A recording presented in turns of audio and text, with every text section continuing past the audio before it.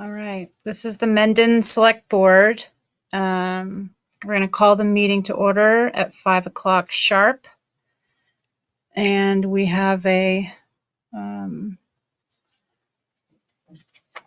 what would you call it? The public meeting informational to read.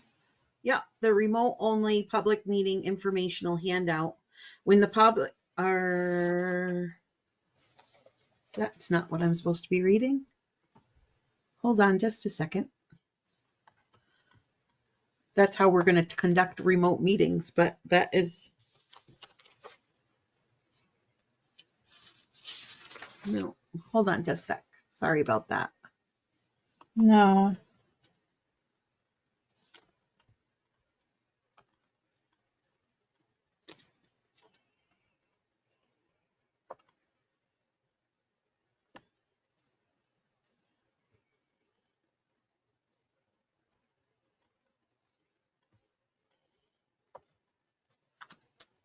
I have it on my computer. I just have to pull it out.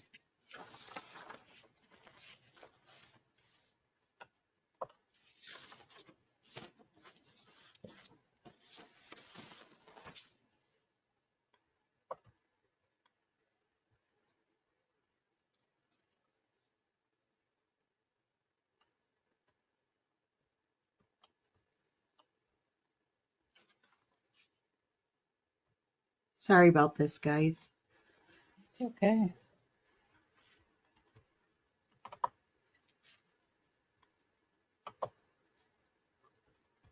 I had the wrong thing in front of me.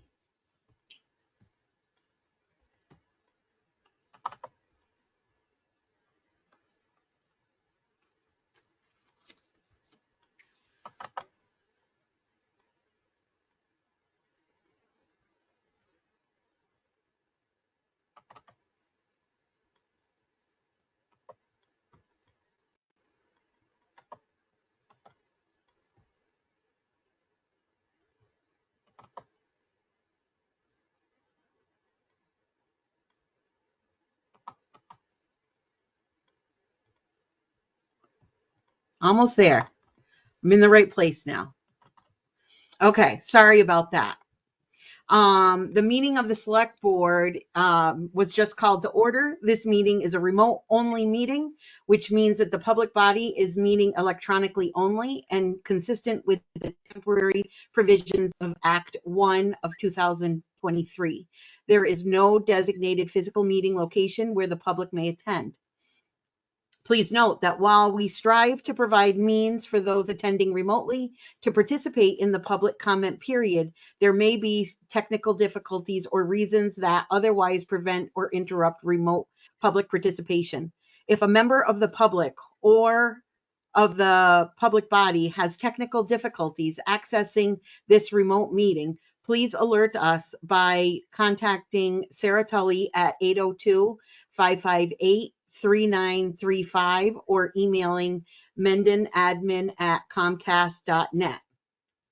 If a technical difficulty such as the public not being being unable to participate occurs and cannot be resolved, we may continue the meeting to a date and time and place certain if necessary. Please note that all votes taken during this meeting that are not unanimous will be done by a roll call vote in accordance with the law. As required by the open meeting law, let's start the meeting by taking roll call attendance of all members participating in the meeting, and those members attending remotely identify themselves to ensure that they can hear and be heard throughout the meeting. Val, you can now take roll call. Okay. I am Val Taylor. Seth.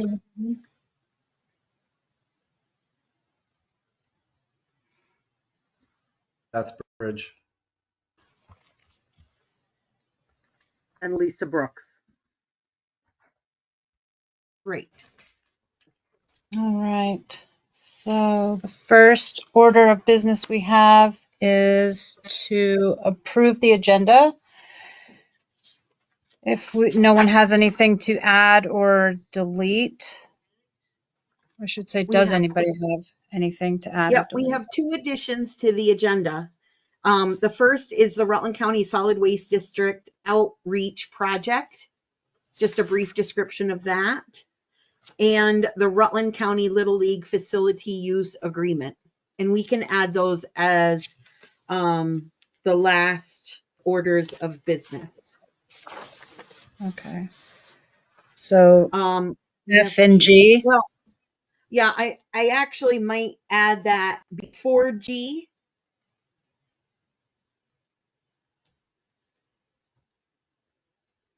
We'll start with the Rutland County Solid Waste District and then the Rutland County Little League. Okay.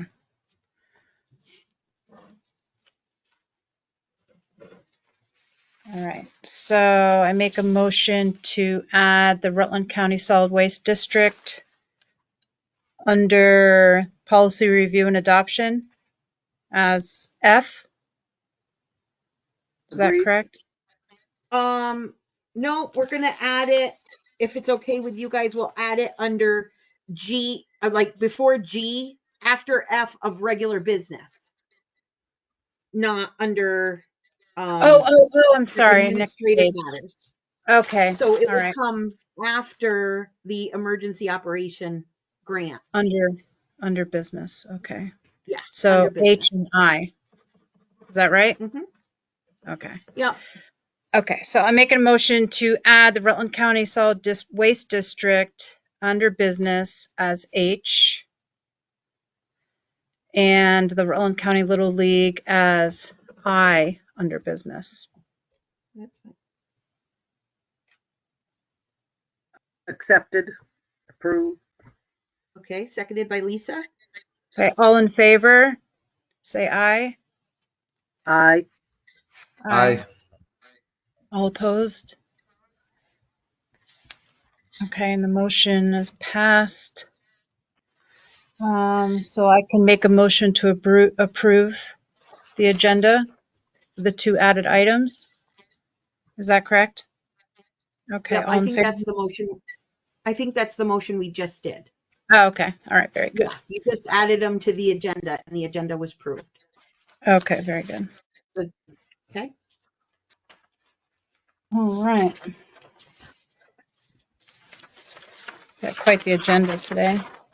I know, it's the organizational meeting. First one after town meeting is always interesting. Okay. So administrative matters, the annual organizational matters is we're going to elect the chair first.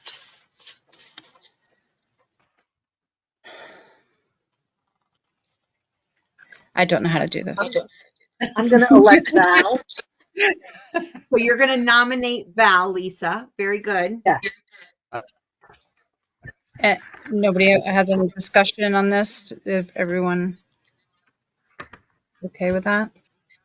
Seth, did you second that motion? I second that motion. Yes, Sarah. Thank you. Do I make a motion for that, or do we just go on to 2? No, if there's no other discussion, we just need to approve that motion. Okay. All in favor? Aye. Aye. Perfect. Okay, and 2, next on the list is to elect a vice chair. I elect Beth. I'll second that. All in favor of Seth as our vice chair, say aye. Aye. Aye. Okay, and next is to elect clerk of the board.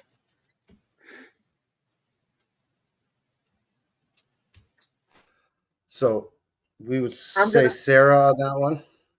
Make a motion to, I second that. Okay, so Seth Mm. moved. And Val seconded. So we make a motion to approve Sarah as the clerk of the board. All in favor? Aye. Aye, Aye. sorry. Any opposed? No. Okay, number 4 is the meeting schedule.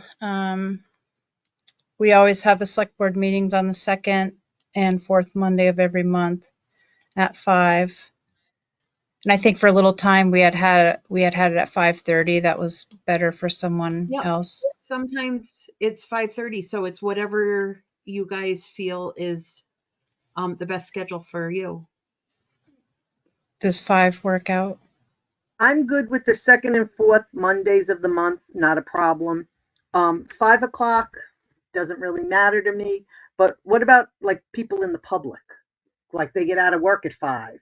Like, do we want to do maybe one meeting at 5:30, one at 5, or is that confusing, or 5 is fine? I'm just throwing it out there. To be honest, that's Honestly, confusing for me. Yeah, go ahead. yeah. Yeah, I mean, same with me. I was going to say it makes no difference there. 5:30 is fine for me.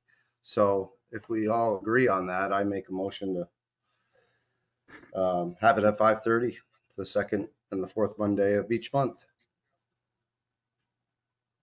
Great. I'll second that. All in favor? Aye. Aye. Okay. Okay. Sarah sent us all the printouts. Thank you very much for doing that. Number 5 is rules of procedure.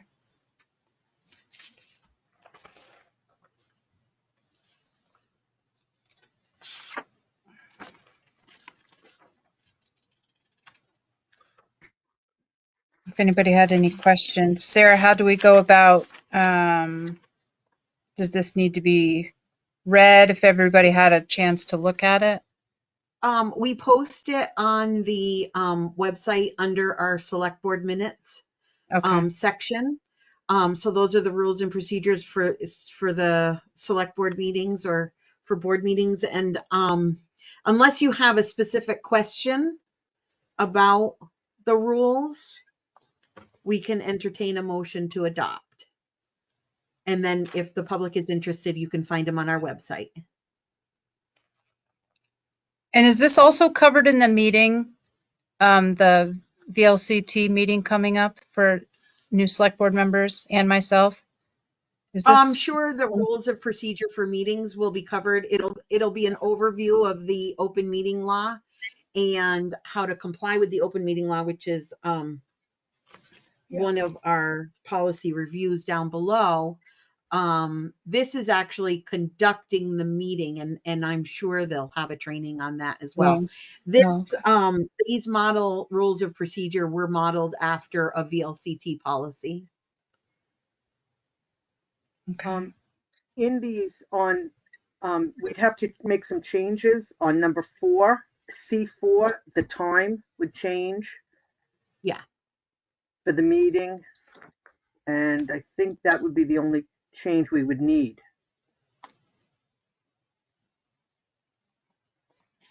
Yep, that's great. Okay. So there's one amendment to this particular document, which would be noting the correction of the time. Okay. So we can make a motion to approve the Town of Mendon Select Board Rules of Procedure with the amendment of letter C, number 4, that every meeting will start at 5:30. Second that. All in favor? Aye. Say aye. Aye. Aye. And the motion passes. Okay.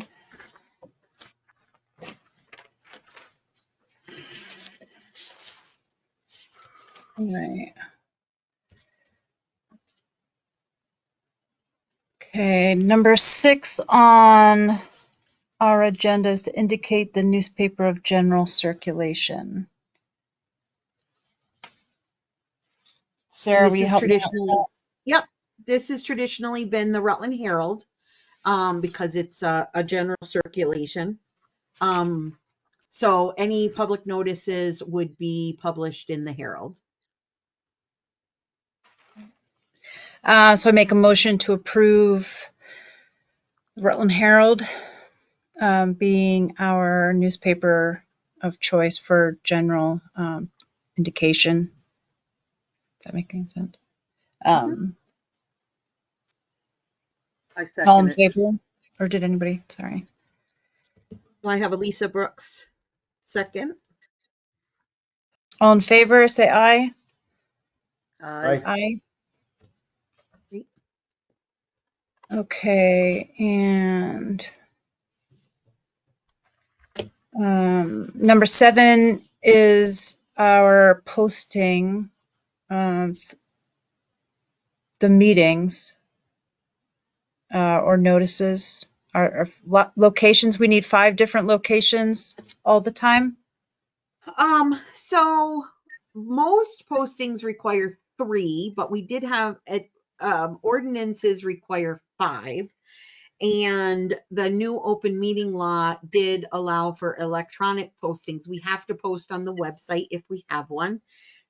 But for other electronic postings, we would utilize Facebook and Front Porch Forum. If we had to do the 5 locations, in addition to the town office, town garage, and town recreation, which all have bulletin boards for Mendon's use, we've also posted notices if we have to go beyond that at DePaulo Coffee and Sugar and Spice if needed. Okay. Make a motion to approve the town office, the town garage, the town recreation area, Mendon website, Facebook, and Front Porch Forum to be our notice posting locations. I second that. All in favor by saying aye. Aye. Aye. That passes. Number 8, we need to appoint a pound keeper, tree warden, and we no longer need fence viewers, so they've been eliminated. So our pound keeper is our animal control officer, Rod McQuay, and our tree warden traditionally has been our road commissioner, Bill Ellis.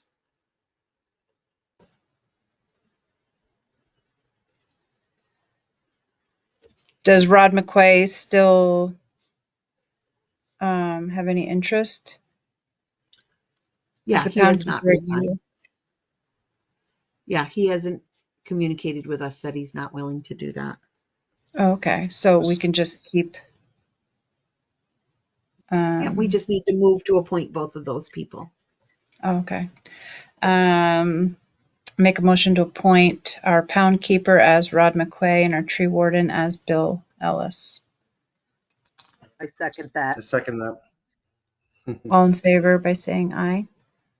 Aye. Aye. Okay, on to letter B, policy review and adoption. Up first, we have the select board rules of procedure. We all got a copy of that also. I know, and I apologize. That's actually a duplicate from what we adopted up above. Oh, okay.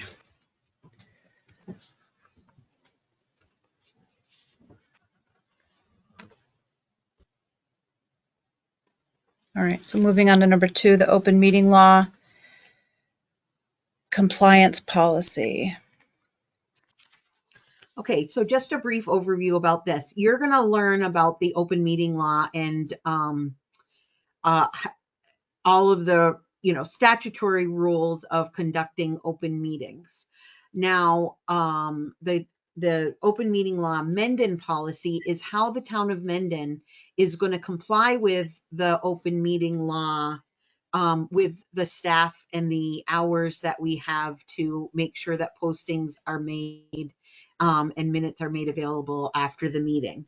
So the open meeting law policy provides information to all of your boards and commissions to provide information to the town office so it can be posted in accordance with the open meeting law during our normal business hours. Okay.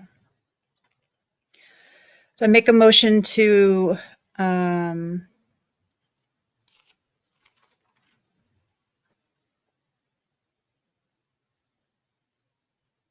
I don't need to adopt it, correct? Yes. Just approve Yeah, we're the, gonna, yeah, this is a policy adoption. As okay, long as you don't have any questions on how we're gonna meet it, but this policy was updated a little bit from last year because we do have, we have 3 different types of meeting: in-person, fully in-person meetings, hybrid meetings, and some remote meetings.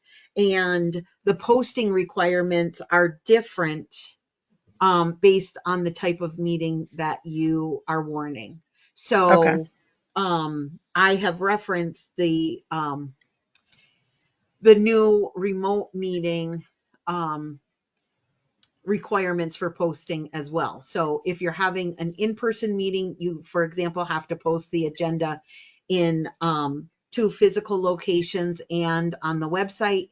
And then if you're having a remote only meeting, you have to post it at the town clerk's office and on the website, but then 2 other electronic means, which we always post on the Facebook and Front Porch Forum.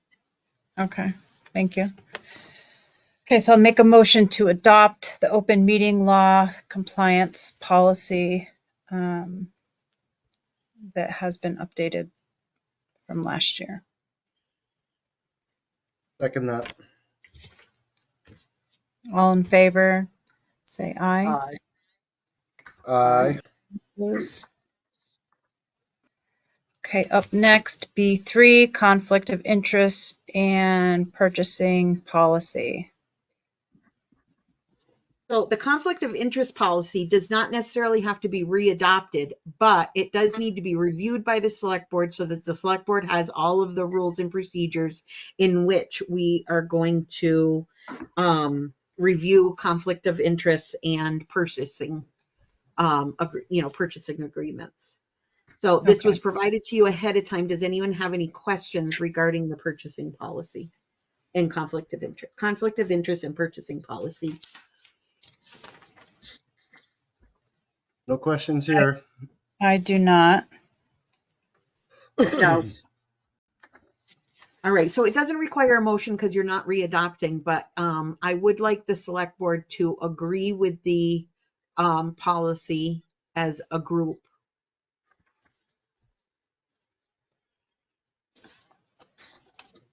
I agree. I agree Yeah, as well. I definitely agree with everything.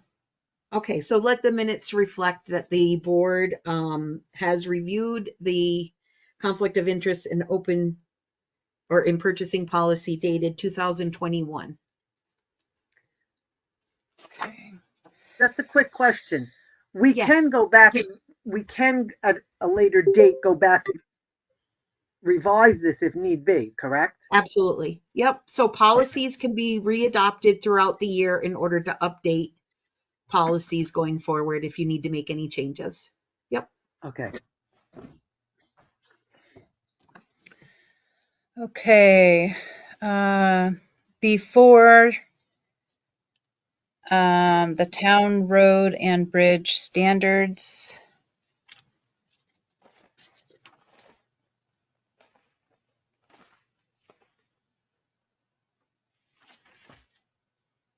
So our road and bridge standards is something that we review annually and sign off on the certification of compliance that we follow. So what I'm looking for the select board is just a review of the road and bridge standards, and then you will agree to sign the compliance form. Okay. So we don't need a motion of approval or acceptance. You don't need a motion for this. No, I just need you to Okay. agree to them because they've been previously adopted. Okay, great. I agree. I agree. I agree as well. I'm just going to bring out that form again and make sure that I'm telling you that correctly.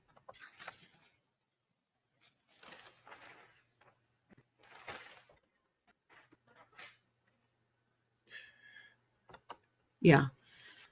Yeah, I think that's fine. We don't have to adopt them every year. We just have to review them and make sure you're going to agree and follow them. And then you're authorizing, or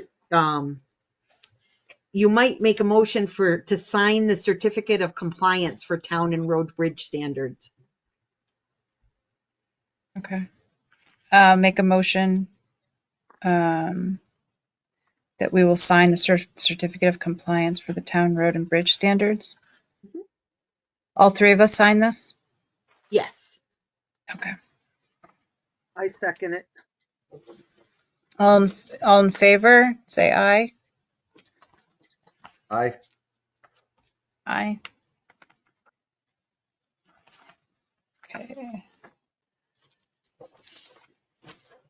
Now, do you want us in there as soon as possible to sign that? So we're going to have some weather tomorrow. I don't need you to go anywhere and sign anything tomorrow. Let's take a look at Wednesday morning to see if roads are clear. Okay.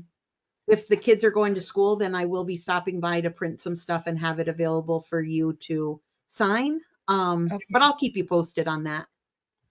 It all depends on if we get, 24 inches of snow. Uh, So, okay. Up next, letter C, we have the 2023-2024 goals and objectives, review and development. So these were presented to you in no particular order right now.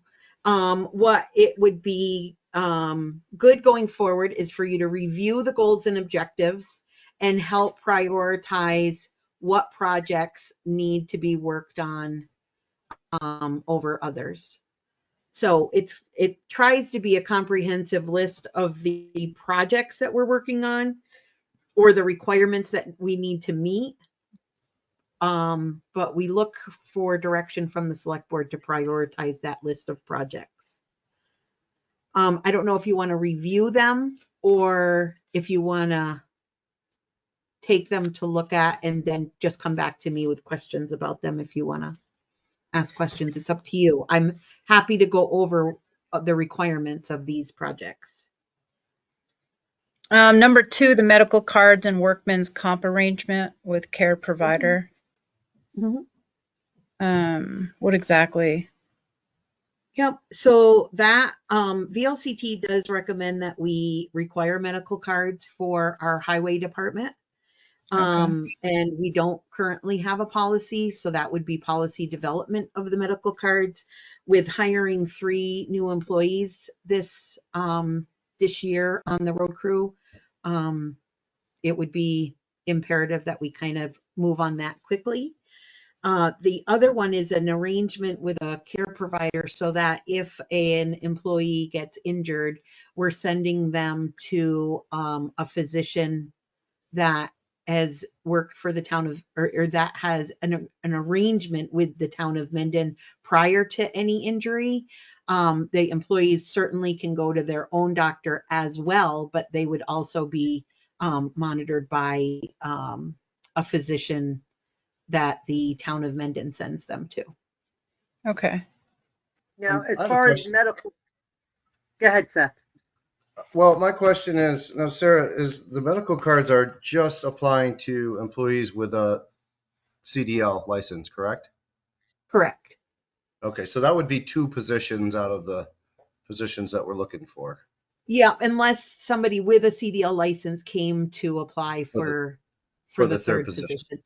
Okay. Yeah, as we look at the requirements of those 3 full-time employees with Mendon, we do have a truck that doesn't require a CDL license. So potentially we could hire 2 CDL drivers and 1 non-CDL driver. So VLCT does have a sample policy on this. Okay. It's at the beginning of policy development, so you would see that before we started hiring. We would implement that program. Thank you.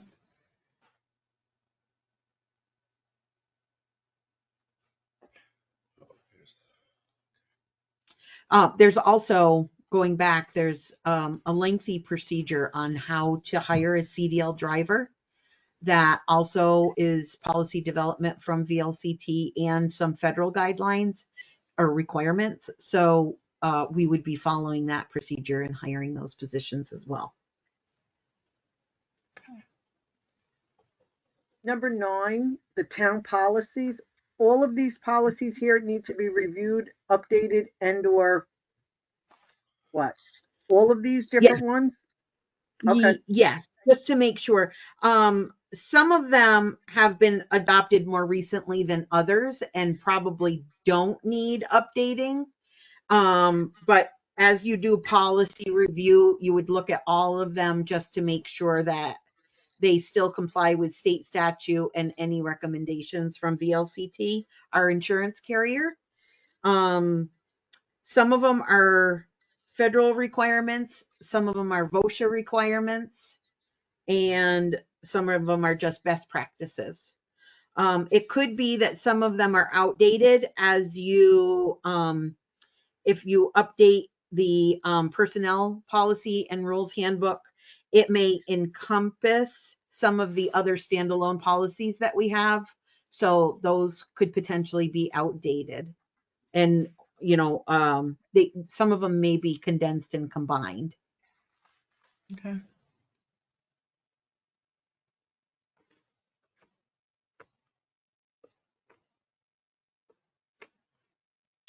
It's a similar discussion under the ordinances. So the town is in the process of reviewing the burn permit ordinance and the fireworks ordinance.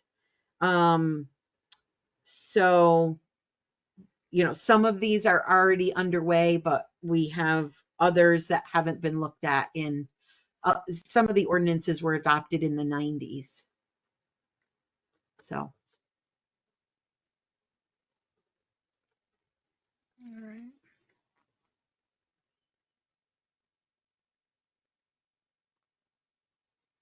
Anybody have any other questions? So what will we do? We'll send Sarah an email saying these are my top priorities, your top priorities, and then she will correlate it, or do we want to pick the top 5 or wait until the next meeting and think about it?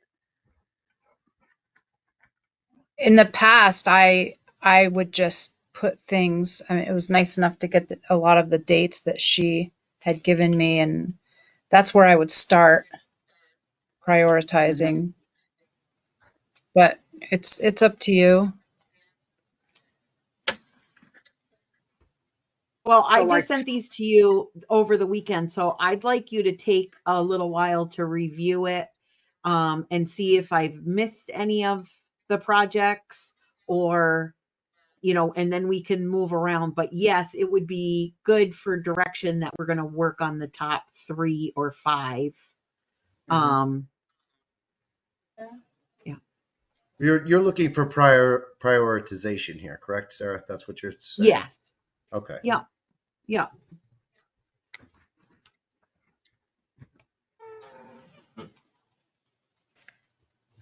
So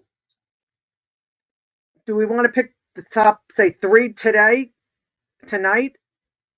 and then pick the rest, decide after that? Because we do have at least 2 that are very important. Mm. Or one,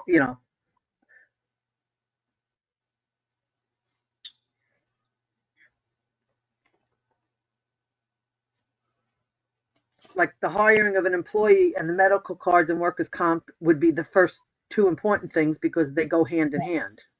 I don't know what else,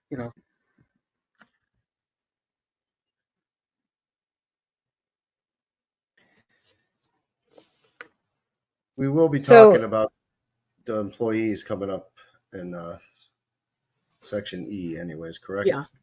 Mm-hmm. Yeah. Okay.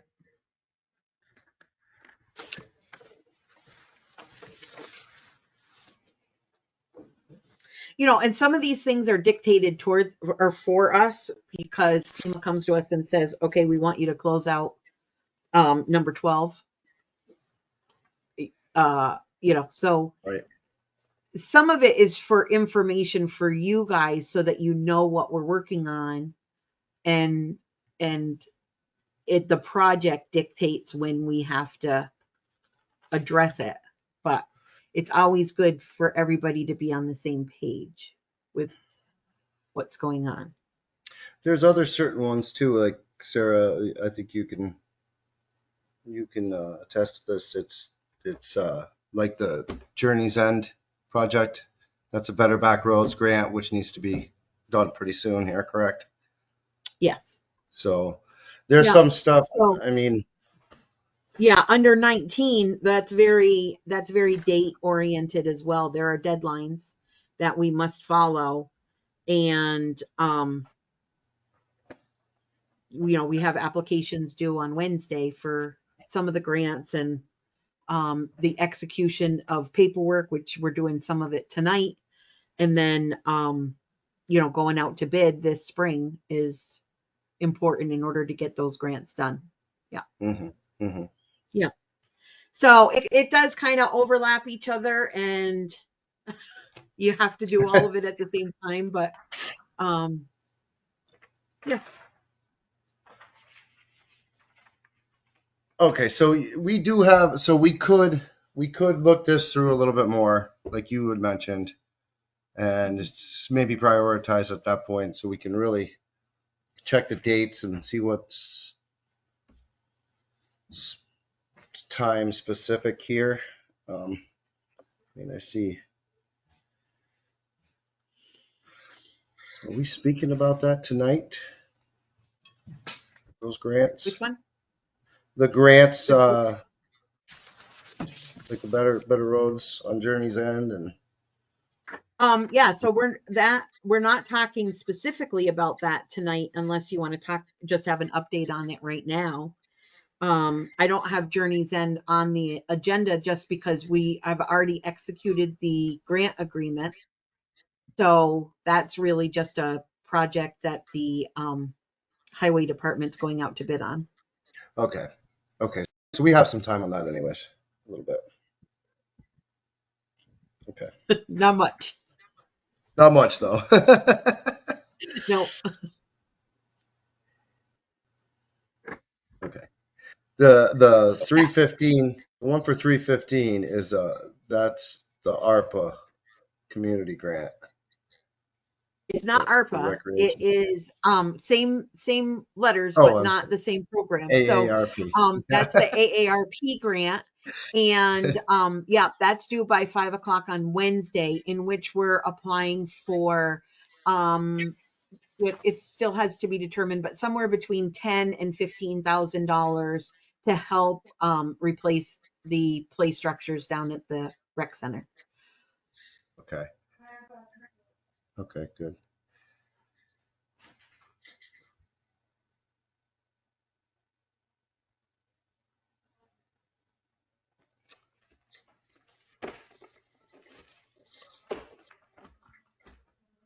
Sarah, what do you need me when Lisa and Seth are finished with their questions? Is What do I this, need you for?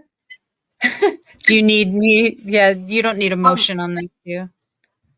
Nope, we don't need a motion. These are already grants that we've been discussing at the board level of applying for, and they moved and said that you can apply for them. So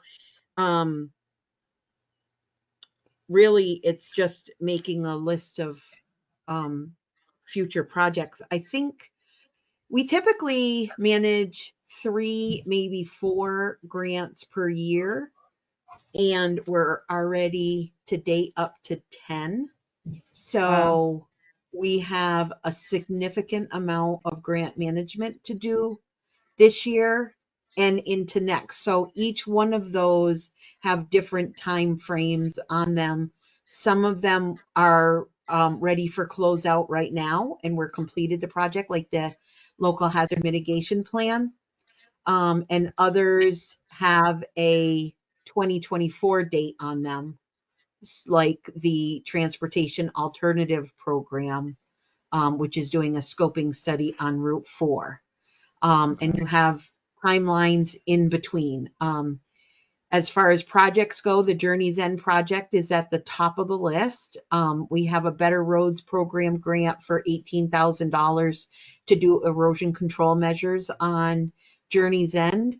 That's just a piece of a significant scope of work in which we're reconstructing the end of the road and paving it.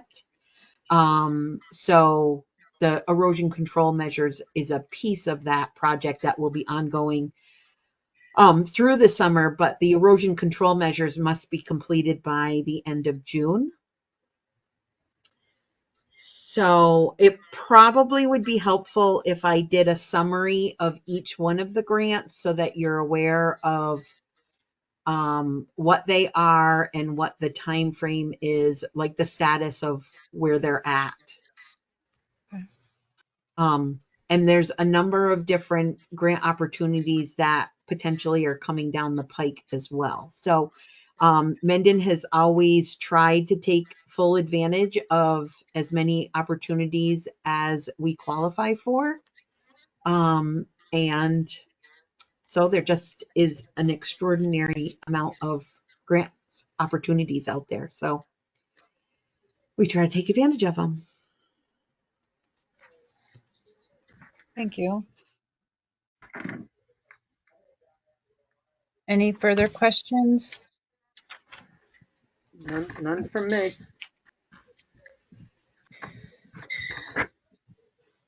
Okay, so moving on to D, the signing of orders. Everybody got it or had a chance to review ahead of time. I'd like to make a motion to approve the orders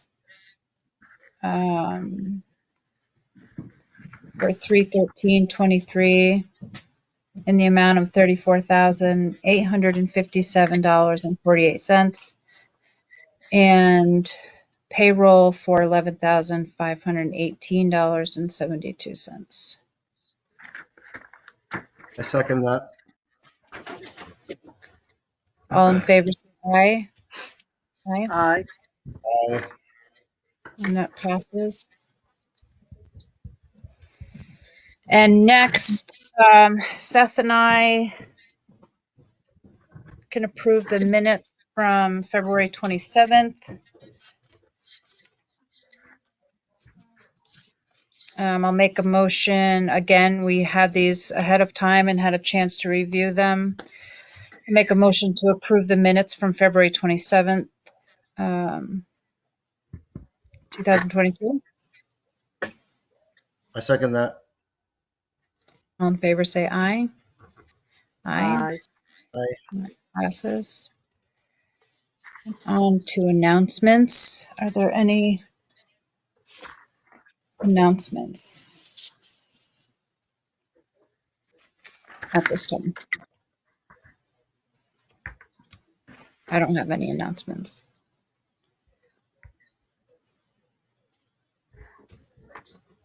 I think at this point, the only thing we have to announce, besides if you didn't pay your property taxes today, they are after today now considered late, and there's penalties associated with that. And then the dog licenses are due on April 1st, but is that the right date, Nancy? Oh, it's the 3rd, because that's I the put Monday. it on my calendar this year. Yeah, so we have April 3rd is the date for dog licenses.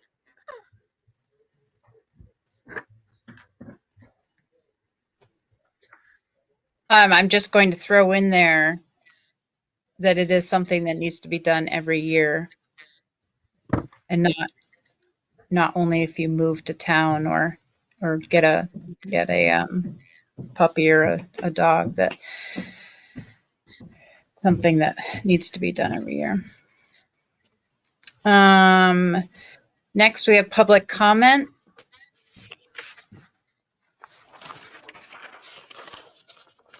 Anyone that has anything to say? And if not, we can go on to business. Letter A, have a little recap of the town meeting and the election. The meeting was fairly uneventful. It's pretty quiet. I might We suggest that we send a thank you card to District 3 for allowing us to have a meeting there. We have some historical postcards in the office that we can send them a quick note thanking them. Yeah, that was a great spot. It was easy to hear without the use of a microphone. That was nice.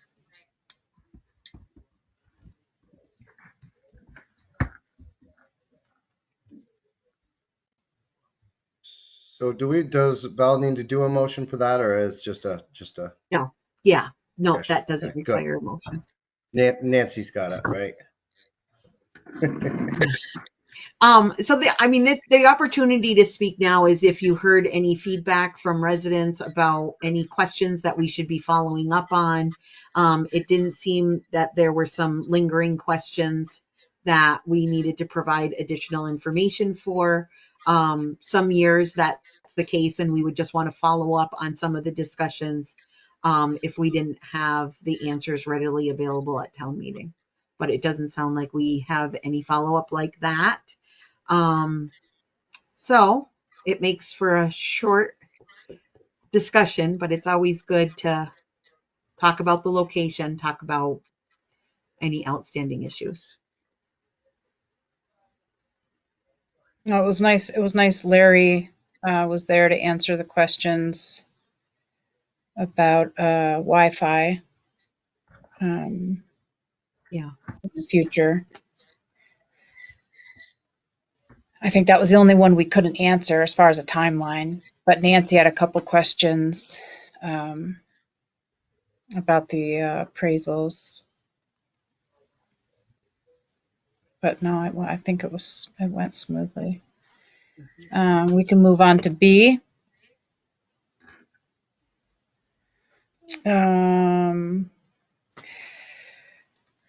Our employment opportunities, still seeking 3 full-time positions. One as road commissioner, 2 highway maintenance and equipment operators. Yep. And the third one is a split position between buildings and grounds maintenance and highway. So I'm going to send you all the 3 job descriptions that we have for each one of these positions to see if there's any changes that we want to make. I will also contact VLCT and see if there's anything that we need to reference in there as in regards to the medical cards or any type of I think we have one physical description that they need to repetitively be able to pick up to 50 pounds and occasionally 100 pounds. But we just want to make sure that we have those job descriptions, comprehensive. Yeah. Okay. Are we doing, Sarah, are we doing an interview board or something along those lines for these Yeah. positions? So historically, the way that Mendon has hired different positions is we create a interview committee that prepares the questions and organizes and sets up the interviews for the candidates. And traditionally, for example, the highway positions, Bill's been here for 40 years, so we haven't hired a road commissioner in a long time, but he would be sitting on the committee as the road commissioner, and then a select board member and myself. So with hiring the road commissioner, I may need to bring somebody else in that has expertise. We'd have a select board member, somebody with some expertise on highway operation, and myself. So I don't exactly know who's going to fill those roles at this point. So I am looking for volunteers. And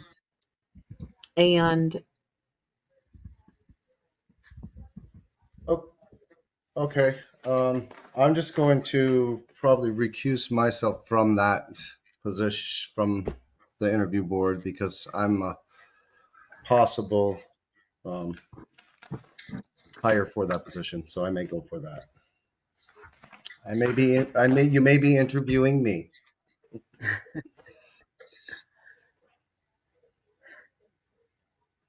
So I don't know if we And need to motion anything like that on that, but no, I you don't just need a wanted to make motion. You it can just clear. recuse yourself from that. It's a good you just need to make a statement. It's a conflict of interest because you are potentially a candidate for that position.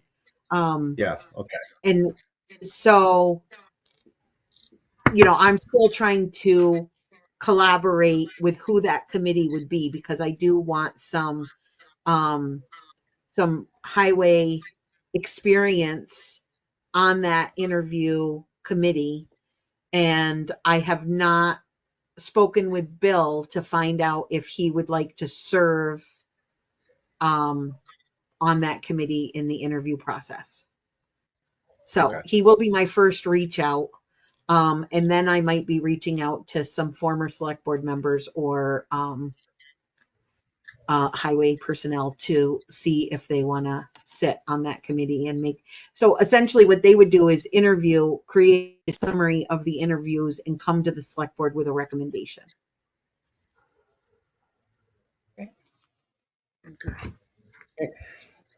Very good. just a question. So as of right now, we have only 2 postings out, correct? So we have been posted was the buildings and grounds maintenance and highway maintenance position, and that we've been looking for to fill that role for about 2 years now. We have a part-timer that is doing some of that work, plowing in the winter and doing some lawn mowing in the summer. So it's not that we've been completely shorthanded the full position, but we are, looking to fill all 3 positions. The guys have announced their retirement, both Bill Ellis and Newt Jones. Their departure would depend on if we found candidates. So I'm tentatively have an October 31st date for Bill. That's the goal. But we would want to bring a road commissioner on before that in order for him to share knowledge with Bill. And so there may be some overlap in that position. It all depends on who we find for candidates after advertising the position. Now, traditionally, we've posted it on our social media and our website, and even put notices in the newspaper. But I think we need to consider reaching outside of just those parameters, because we're replacing the entire highway department. Okay, so as of right now, we only have assistant road commissioner posted, and there's No, it only would be the road commissioner. It would be the road commissioner job. They would just be phased in, and Bill would be phased out in a timely fashion. But the position available is road commissioner. But nothing's okay. posted as of now. Nothing's Well, yeah, posted as of right now. but the Those other website job says descriptions are probably posted. I'm sorry, Lisa. the website says assistant road commissioner. Maybe I'm reading it incorrectly. So the job has changed over the course of trying to find somebody. So that Okay. second position of highway maintenance, or just said a highway maintenance and equipment operator. hmm That second position, we thought that maybe if we advertised it as a road commissioner and they would be learning from Bill before he retired. So we do need to update the website and make sure that we have the job descriptions posted. But we are no longer looking for an assistant road commissioner. We're looking for a full-fledged road commissioner with an equipment operator and highway maintenance as his full-time support, and then a split position between the highway department and buildings and grounds maintenance, which would be potentially a non-CDL driver and laborer position, which, so it can be a CDL driver, but it doesn't need to be a CDL driver. Okay, thank you. Yeah. Okay. And one And more. so as you review those job descriptions, if you have any questions on the makeup of the highway department or why we have the positions that we have, please let me know so that we can, Bill and I can go over them with you. Mhm.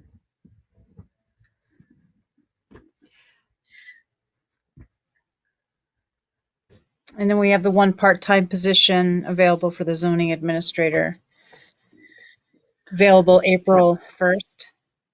Yep. So Fred Bagley is appointed until April 1st. The way that the zoning administrator is hired is that they're recommended by the planning commission for appointment. And if the select board agrees, then they appoint. So the planning commission is actually accepting letters of interest for that position, and that they should come to you with a recommendation.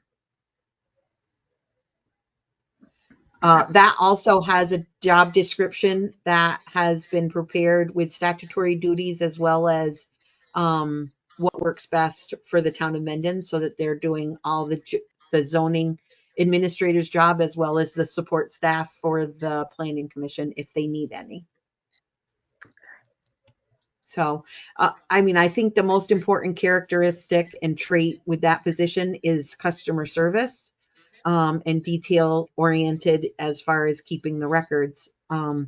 Oftentimes the zoning administrator is the first person people that move into town contact, or they might, because they're getting a building permit, or they want to know what the zoning is on a particular property because they're looking to open a business or whatnot.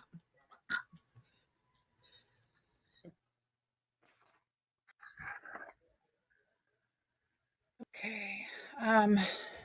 Any questions there?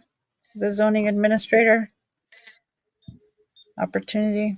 Next, letter C, we have the Route 4 scoping study steering committee.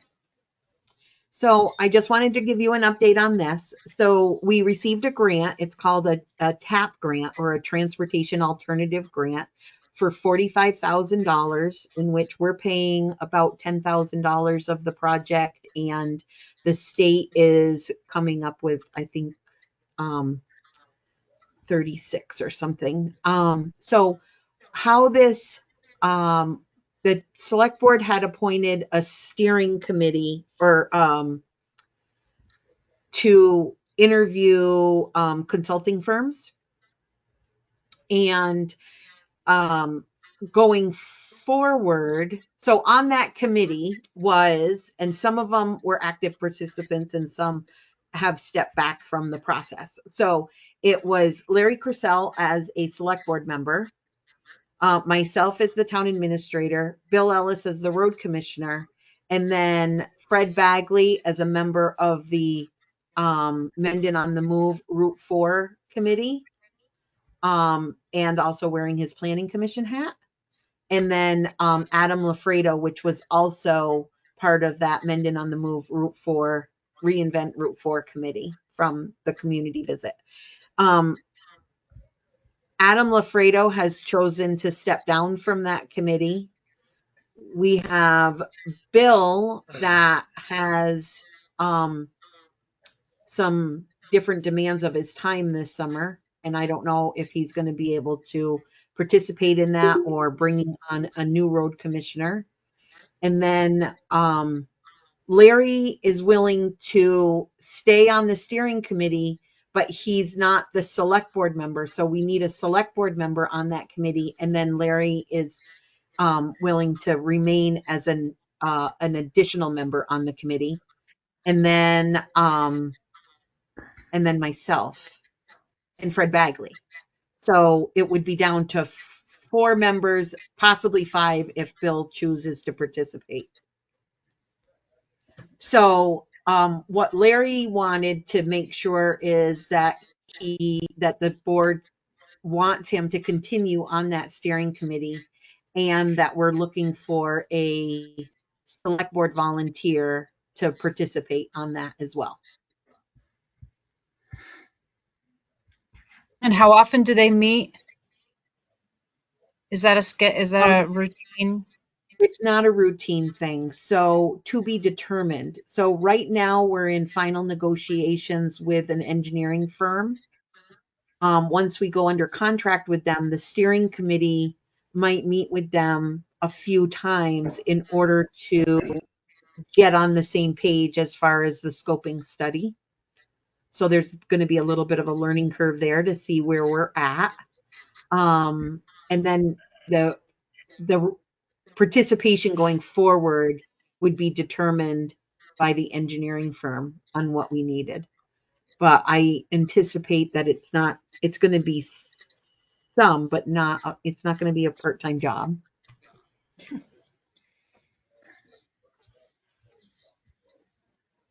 And when do you want an answer by? So I would like an answer about Larry staying on the steering committee, even though he's not a select board member. If we could make that decision tonight, if you're all in agreement, and then we could wait until the next meeting for you guys to look into it a little bit more to figure out if you're available to step forward on that committee. And Seth, there's no conflict of interest there as far as serving on that committee and also interviewing for the road commissioner position. So you would be on that, if you chose to step forward, you would be on that committee as a select board member.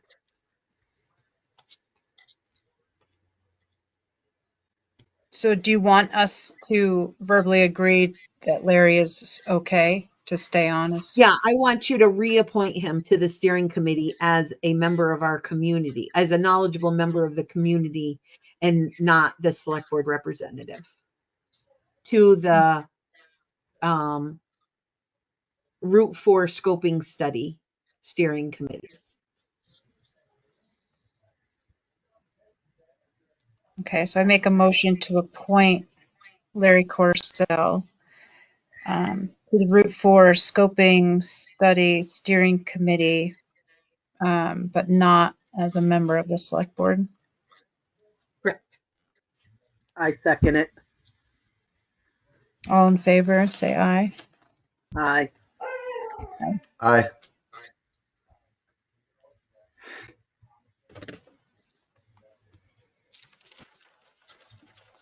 All right. So next, letter D, we're on to the fireworks and burn permit ordinance. So we don't have an update, but I wanted to provide background information. Where we stand with these 2 ordinances is that we've identified areas in which they need to be updated, and we need to get together Seth Bridge as the fire warden. That's another hat he's wearing. So Seth as the fire warden and Leamy Carter as the director of emergency management and constable to get together, review the ordinances, make sure we're on the same page, finalize the draft wording of the ordinance, and send them to legal review. So that particular meeting is, on the horizon to be able to get done in order to move these 2 ordinances forward. Okay.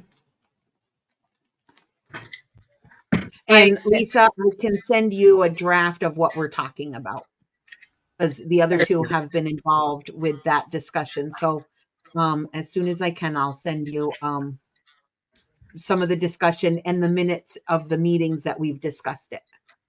Thank you. I did have a question that someone asked me about the burn ordinance. If you are limited to the number of fires you can have at one time with one permit. Well, that is kind of project specific, I guess you could call it. If I understand if there's a big clearing or something along those lines, with equipment on site, sometimes you'll have a couple fires. I mean, in all reality, if it's just one person or two people with a shovel, I don't like to see more than one fire burning at one time. It's too easy for it to get out of control. And once it's out of control, we're in trouble, basically. Um, so as far as that goes, I would say really no, we do not.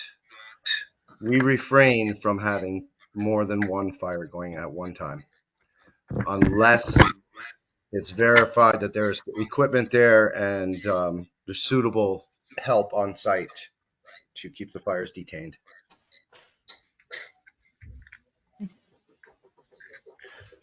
So if that helps on answering that for you, Val, I don't know who was asking, but we could put that in and maybe should put that in with our new ordinance, specifically worded so people actually know Yeah, that, yeah. I mean, I guess the proximity of the residential home of the person that was asking me about it was a concern of theirs, Mm-hmm. and the number of fires that were burning at the same time. Okay. 4. Yeah. And I know we have a ton of snow, but there were at least 4 fires burning. Okay. And equipment. There was equipment there. There was a loader. And I just said I would mention it because I know you're in the works here. So. Yep, absolutely. No, I appreciate that, and that's a good point. There's also a couple other things that we'll talk about that are frequently asked, such as burning within an enclosure, like a little fire pit. We don't have that written in our ordinance, so I get asked a lot about it, but there is no burn permit necessary for an enclosed fire pit. Yeah. But we will. That's a great point, Val. We'll add that in or talk about that. Right, Sarah? Sound Yeah. good? Yeah. Thank you. Thanks. All right. Anything else with D? Next, we have our updated list with letter E with our ARPA funds and our project consideration. Based on the VLCT, the passive inspection on buildings, and we all received that beforehand. And some of them had a suggested correction date or priority, and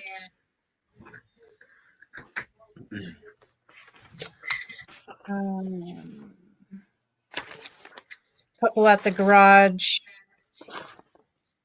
Oh, they're low. Like the heat detectors that I think we could use. Well, Sarah and I talked about using the ARPA funds for the heat and smoke detectors. Both locations, right? You said? It was recommended at both locations, correct? The town office and the town garage. And that is a recommendation from your insurance company, not a requirement. Right. But right now there is no fire detection system in either structure. And the upkeep or the maintenance. How did Yeah, they so word you'd it? have the initial installation of a fire detection system, and then you would have it monitored by a security company. So if an alarm goes off, it goes to somebody instead of just being a noise alarm. Right.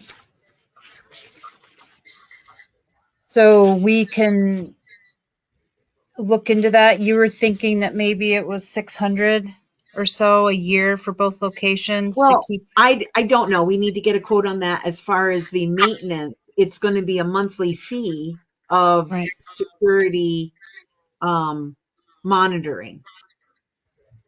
So that is just a ballpark through our discussion Right. of possibly like $600 per year. But until we get a quote on that, like, it's just a ballpark off the top of my head. So how would we do that if we wanted to take ARPA funds and set that aside for those costs, whatever they are?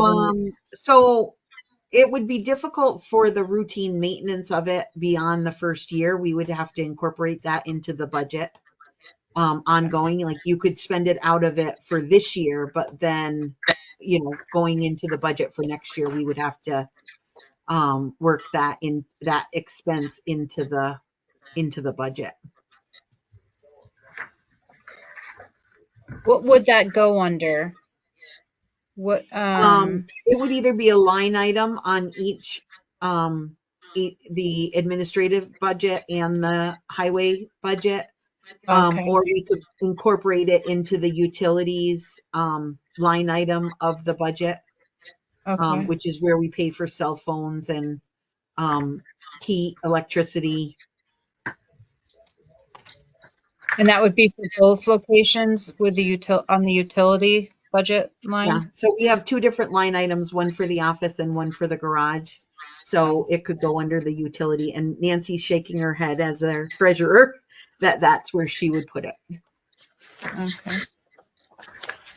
So I think the first thing we need to do is contact a contractor in order to determine a quote for installation of the equipment, and then work with companies like Royals to monitor a fire suppression system. Or it's not a fire suppression system. I say that wrong. It's a heat detection, smoke detection system.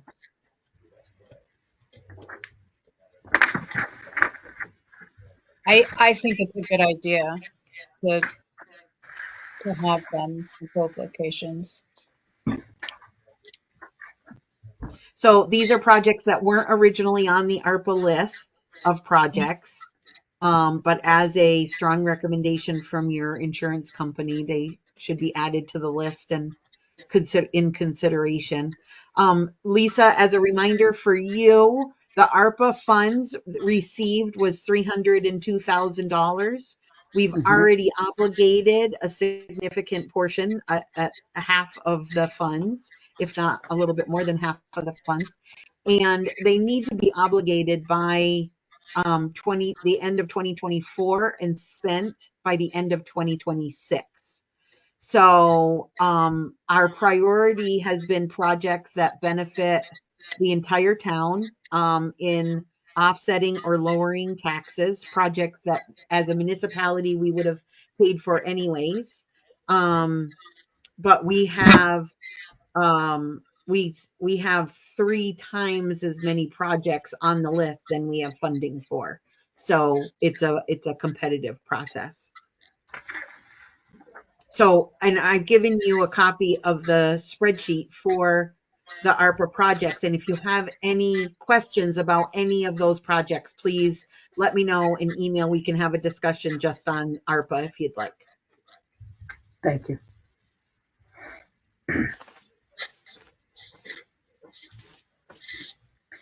Now, just for these inspections that we received, I think 5 of them, or 4 at least, are quick fixes. Like there's, so those are being taken care of as we speak. Yes. Right. So the fire fire warning systems and the wall or the securing of the entrance of the town office. Those are the three that are a little longer, correct? Yeah, so, and I wasn't privy to the discussion. Maybe Nancy can pipe in on the discussion regarding the town office amendments as far as the waiting period or the waiting area at the town office, the reception area. Mhm.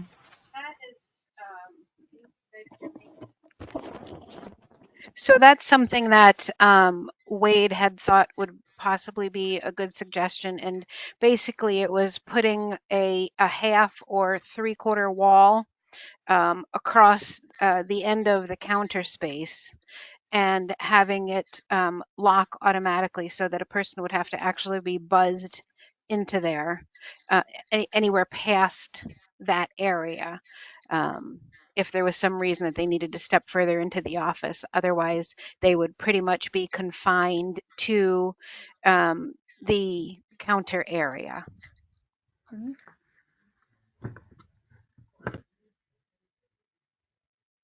And I don't know what that would look like. It would obviously have to probably need an architect or some kind of a designer to tell us what that would look like.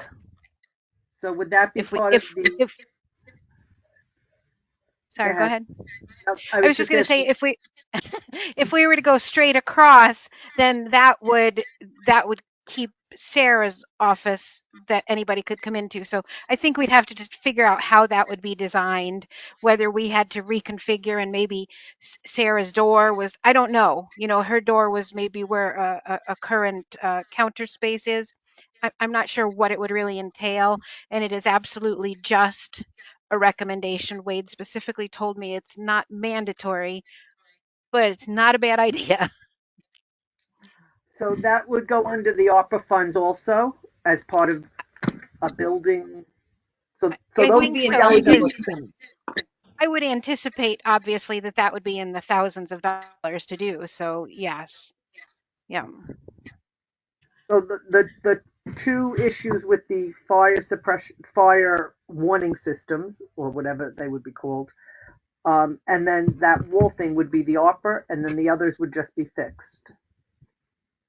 Yeah, we've already looked at Jesse actually jumped up on a ladder and we looked at the exit signs. Um, the battery is very corroded, so we believe that we just need to replace the battery in there, which Seth has actually told us he could do. We have to order the batteries. Yeah. Sorry, I didn't tell you So this sooner, Sarah. I was busy and I missed it until yeah, now. no, that's okay.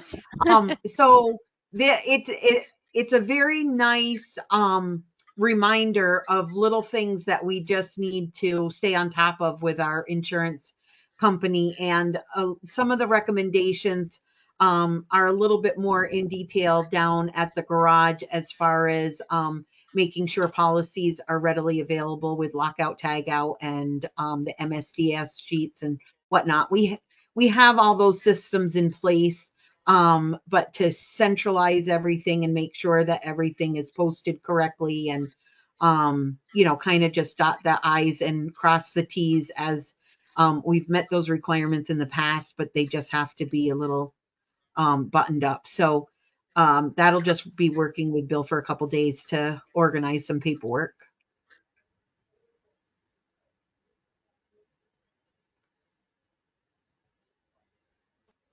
Okay. Any other questions or comments? So on the ARPA list is, I don't know if Megan Smith is on the line to talk about the community center and whether the community center is going to request any funds from ARPA or how to move that project forward. A reminder at town meeting that we had an article that passed to create a reserve fund for the community center. depositing $10,000 into that fund. That will be created as of the July 1 going into the next fiscal year date. So we'll have a reserve fund for research on the community center, but Megan did request just asking to talk to the select board about how to move forward. Megan, can you hear us?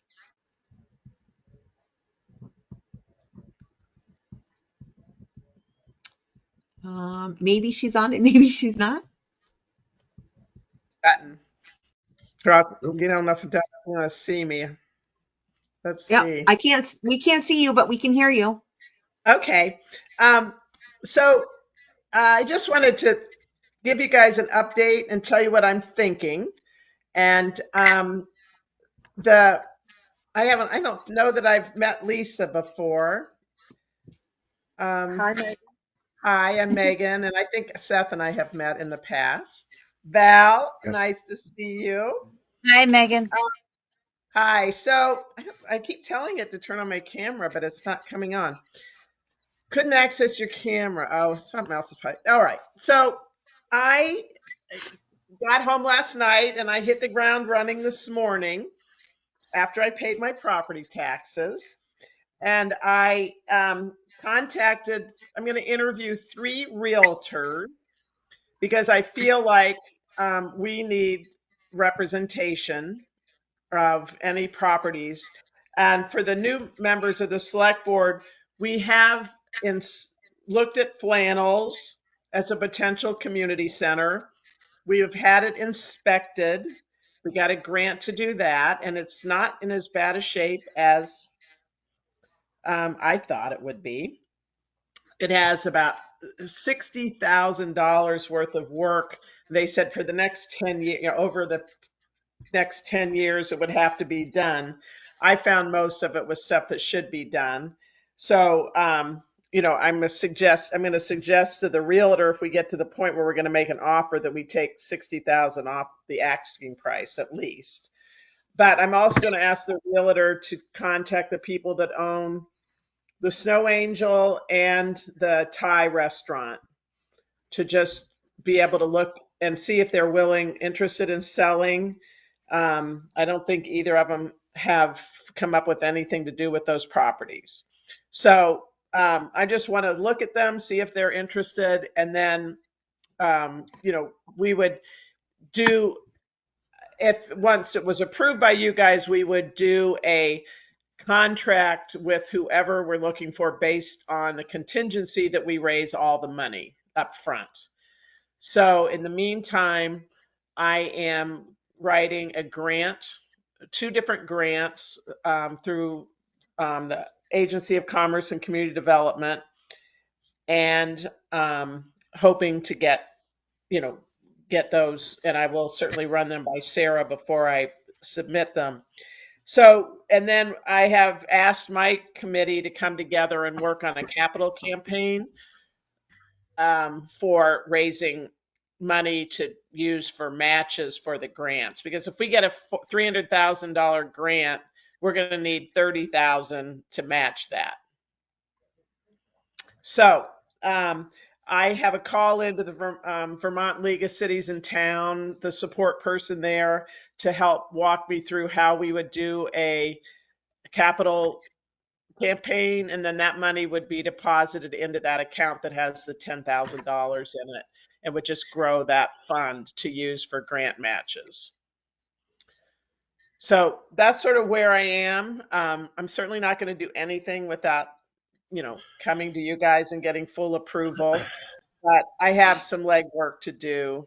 And we have to be sure, with a capital campaign, we'll have to make sure people understand this doesn't come to fruition, they get their money back, and we'll be all very clear on that. So does anybody have any questions? Are you nervous about this, or? Wouldn't say nervous. I'm not nervous. I just want it to work. And Something else. Yeah. something else that when you say make it work, something else that I'm gonna just bring to you guys. Do you remember when Jim Harrison talked about at select board meeting about the 1% option tax on Airbnb in Elmer? Yes. So he's chasing that down for me. I talked to him today because if we could get the 1% on the Airbnbs in Mendon, because we'd have the option tax for those, that could be some nice income to offset, expenses. But the only expenses I see on the community center will be the 2 shares of the Alpine pipeline, because I'm going to write a grant for solar panels and heat pump systems for heating and cooling. And they have all these 0% match grants out there for municipal buildings now. So, my thought is the only expense will be the Alpine pipeline and, some other minimal expenses. So we'll see. I'm going to put it all together on a spreadsheet for you guys. I just wanted to let you know what was going on. But I really want, I really want you to let me know if it's making you nervous or, you're concerned, have concerns, and I will certainly back up. But in the meantime, I'm just going to keep going full steam ahead. Okay? Can Yeah. you walk me through a capital campaign a little bit? Yep. That So is exactly. you know how United Way, I always use United Way as kind of an example when I think about it, but how they go out to the broader community for donations, but we would set up an account. We would say it's capital campaign for community center. We do a mailing, but we would approach like one-on-one with wealthier people in the community. We've already met with Casella about originally when we were talking about a community center, and they said they'd be willing to donate and to help when we were talking about building one from the ground up. But also just there's some pretty deep pockets in Mendon, and we would just, make appointments and call on them and ask for donations, explain what it's for. And that's sort of how a capital campaign goes. And then we'd have sort of something outside of the town office that said, here's our goal, $100,000 or 50,000, whatever our goal is, and here where we are. And we just, the committee will just keep going after it. People asking for money, kind of like a fundraiser for a nonprofit. Yeah, and Megan, have you considered, or will you consider with that campaign doing social media campaigning? Oh yeah. I mean, the people I'm asking to be on the committee, I think as a broad, like I'm asking Al Wakefield, Jack Kennelly, Patty Lancaster, Terry Corsones, just people that kind of have a broad reach in the community, but definitely will be doing everything. I'm really like in the Front Porch Forum. I really like reading what you guys are doing. That's a great resource. So I think we do a lot of work there. And, I think it would probably take about a year, but I think we could raise a lofty amount of money. So my goal is to bring the 1% option tax to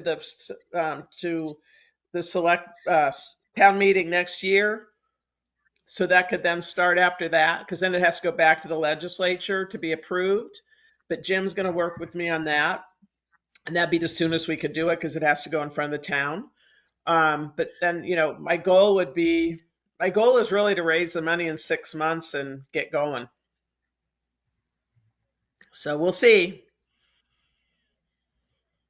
Thank you, Megan. You're welcome. And thank you guys for stepping up, Lisa and Seth, and helping Val out, and Sarah. It'll be great. Thank you. Thanks, All right. Megan. Thank you. You're for your welcome. work. Sorry to take your time. I know you have a huge agenda, so I'll head out. See ya. Bye, Megan. Bye. Bye.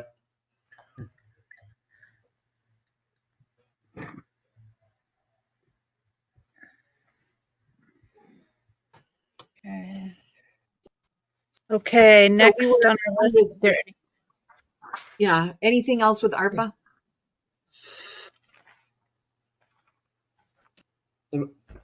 I don't think so. I just Do we thought need, that if, do we need, go ahead, Val. no, I already said it. I just didn't, do we need to do a motion for, like looking into the half wall at the town office? Or is this just something that we talk about the next meeting?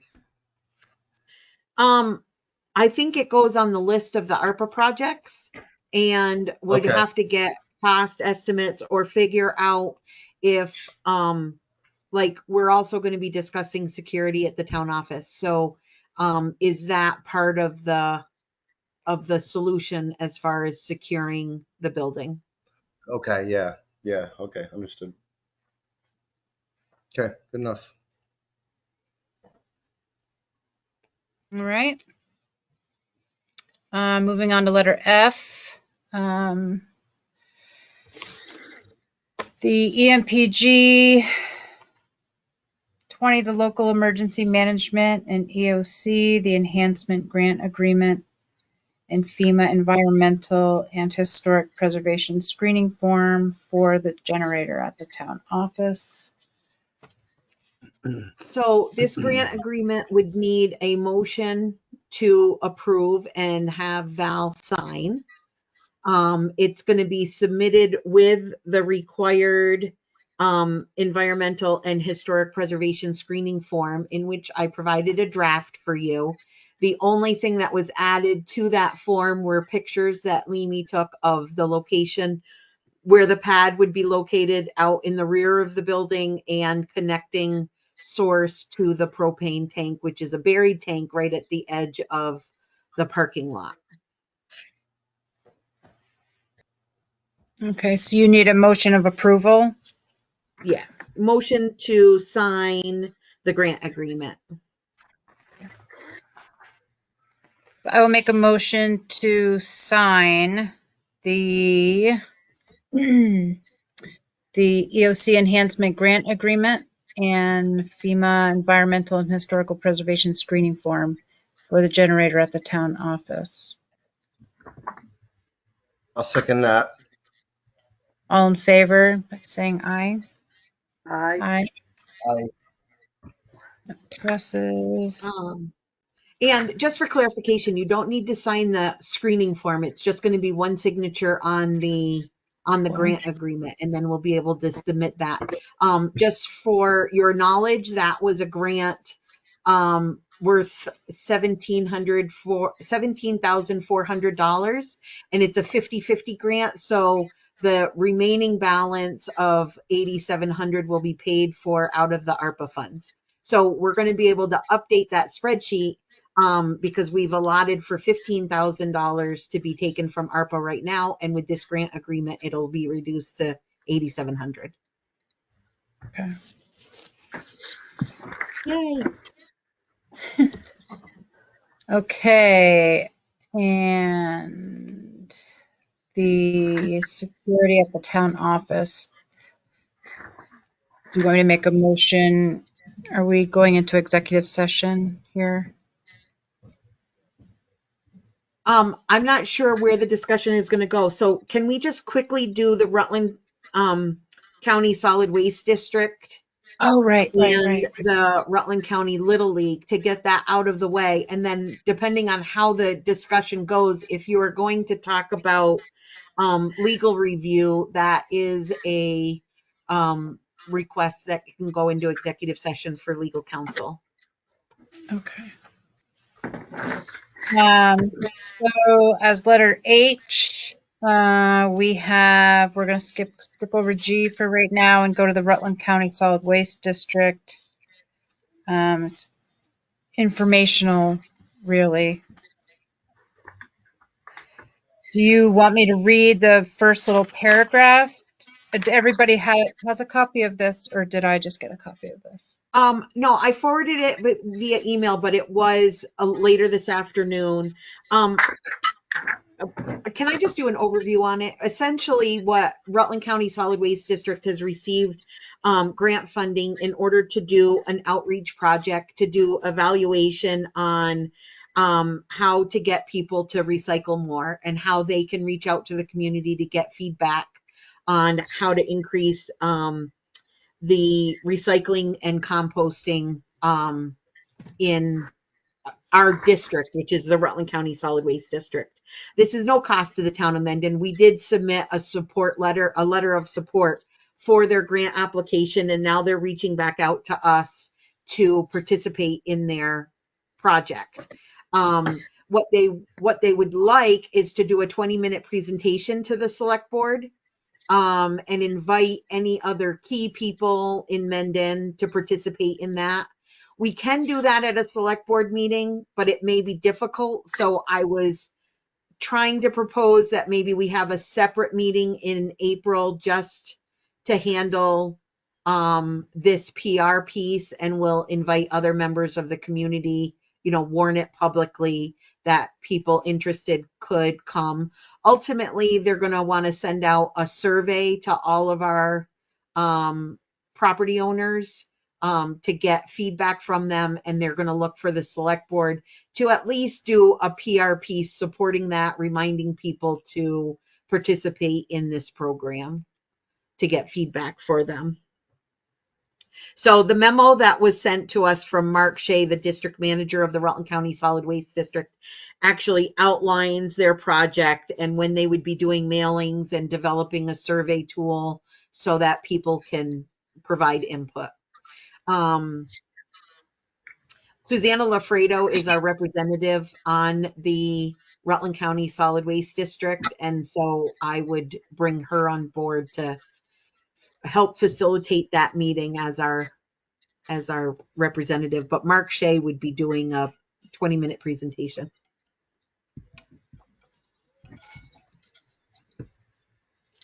I'm fine with having a alternative meeting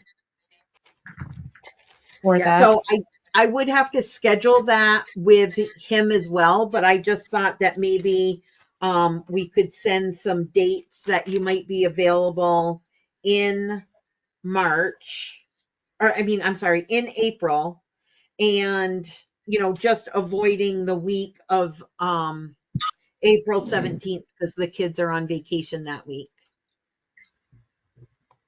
That's fine. Yeah. My So month is pretty open.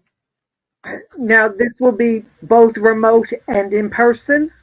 yeah, it would be Okay. both. All right. I think it'll be both.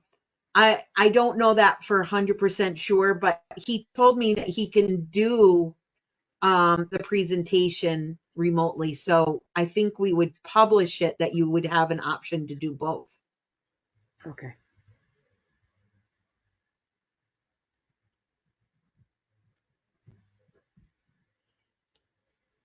Sounds good.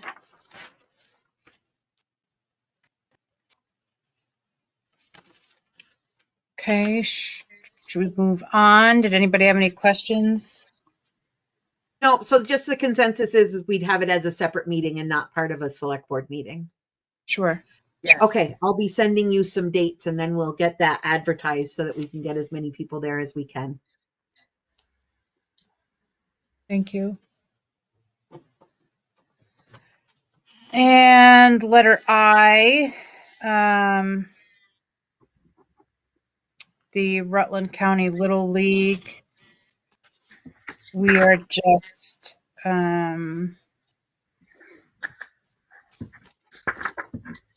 So This is Rutland County just- Little, they Yeah. request utilizing the recreation area for their program this summer. It goes from April to July. It's the Little League program, so some of the participants are Mendon students or Barstow students, but it's countywide, so some of them come from other areas. We have a facility use agreement in which they've completed. Last year, the select board waived the fee for using the rec area in order, and then they requested that Rutland County Little League do some maintenance and provide a porta potty in lieu of having a user fee. So essentially what we've asked them to do in the past is some spring maintenance and cleanup of the field, to place a porta potty from April to July and have that serviced and maintained. They would be responsible for lining the field for their games. They would have access to our storage shed down there in order to be able to store the bases, equipment, and things that they need. But we would also have a key to that storage. It's our storage unit. And then there would be a carry in, carry out garbage policy in which the coaches are required to make sure that things aren't left behind. And the Mendon mows the ball field and maintains it. And then Rutland County Little League would provide us with a schedule of their games to make sure that we know when they're using the field and when we can mow it. So essentially what I need you to do is approve the waiver of the user fee in lieu of them performing some spring maintenance and the porta potty.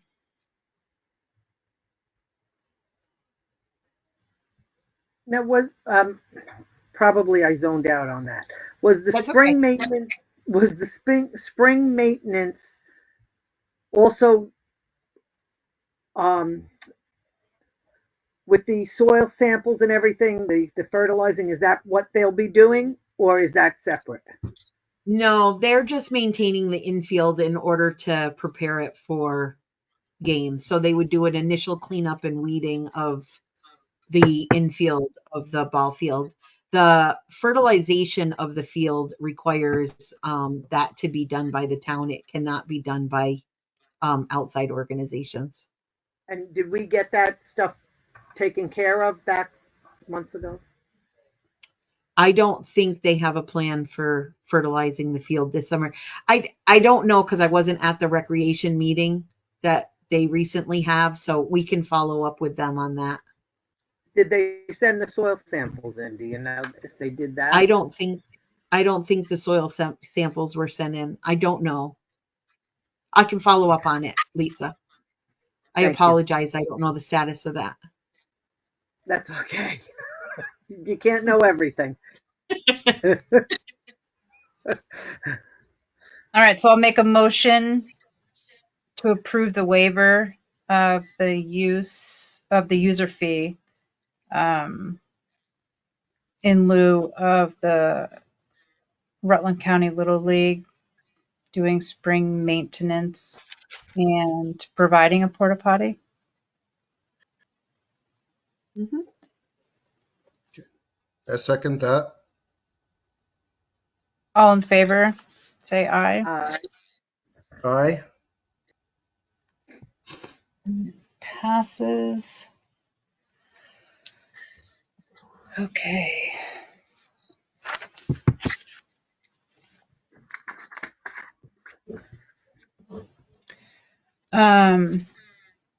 So going back to G,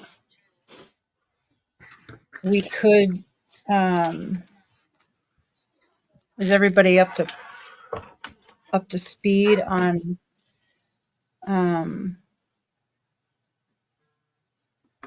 understanding why we want to request legal review, or can we just make a motion to agree to that?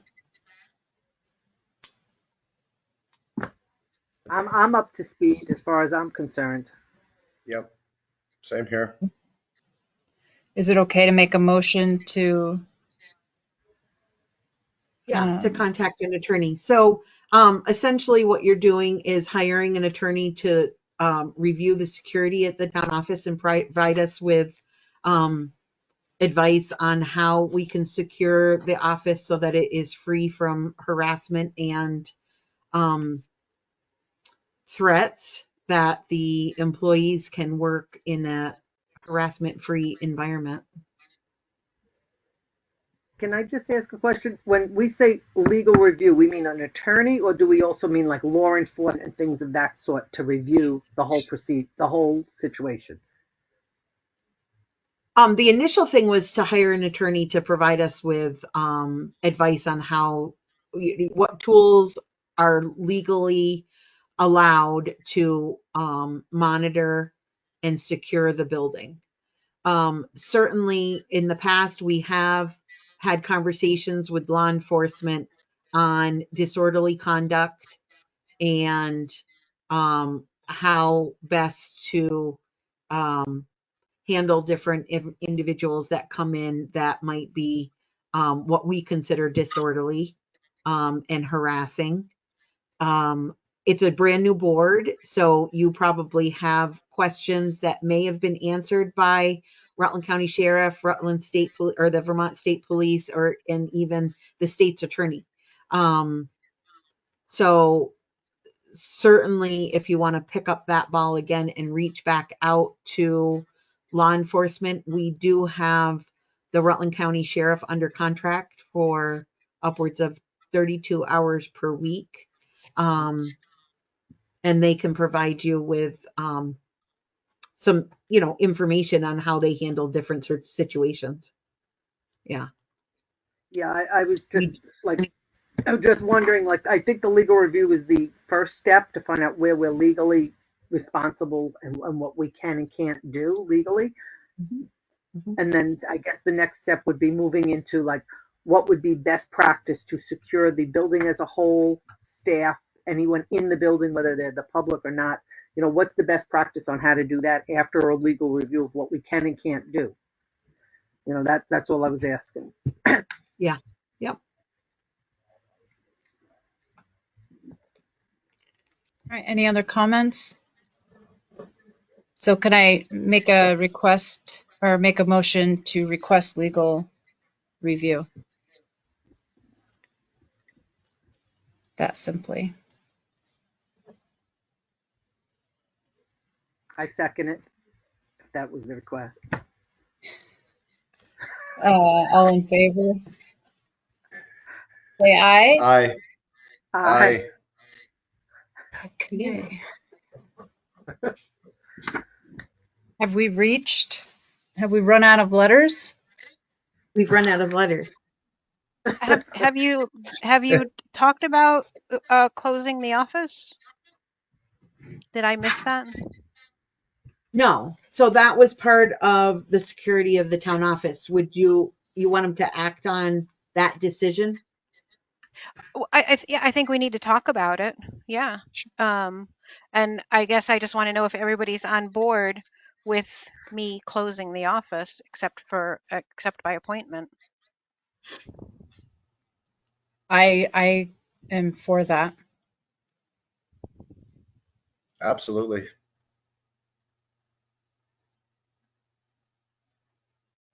I'm for it, and then I also have an issue with it. My only issue is if we're going to do it like within the next 2 weeks, I don't think that's enough time to let the our community know. It's a week and a half or 2 weeks away. They should have the option to know that we're doing this, and how do we handle it?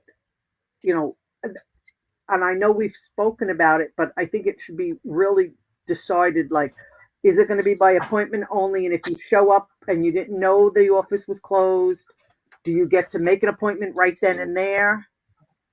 Or Yes, do as I, if long I as don't we're live in, so if I live in the town and I show up and I don't have an appointment and I go, hey, I'd like to come in, you'll let me in. So really, then you're not securing, then it's not by appointment. I showed up I and you let me in. See what I'm saying? I do. I would make the office available if there was an available appointment at that time. If not, I would ask that you make an appointment, which is why I would like to send a postcard to every property owner and advertise it on social media and our town website. So if I I, know it's let's say, Go ahead. It's an expense, and that I don't have a problem spending that money for the Yeah, reason to do it. My sure. concern is not, my concern is for the employees first, but I also have to think about if I live hypothetically in Connecticut and I drive up for the day and I want to get my dog license, postcard came to my address in Mendon. It didn't come to Connecticut, chances are, so I didn't even Hmm. read it. Um, I didn't check the website. I just showed up. Will you make an appointment for me if I buzz? You see what I'm saying? And if you make an appointment for me just because I lived out of state and didn't know, what happens to the town person who just shows up and says, "I didn't know," even though they did know? You see, now you can't make appointments, and I'm just playing the devil's advocate here because I I think I you're understand. going to do it. Yep, I understand that. And quite honestly, the fact that hardly anybody reads what we send to them anyway, we're going to have that whether we do it tomorrow, a week from now, a month from now, a year from now. We could advertise it every day for a year, and I think we'll still have that.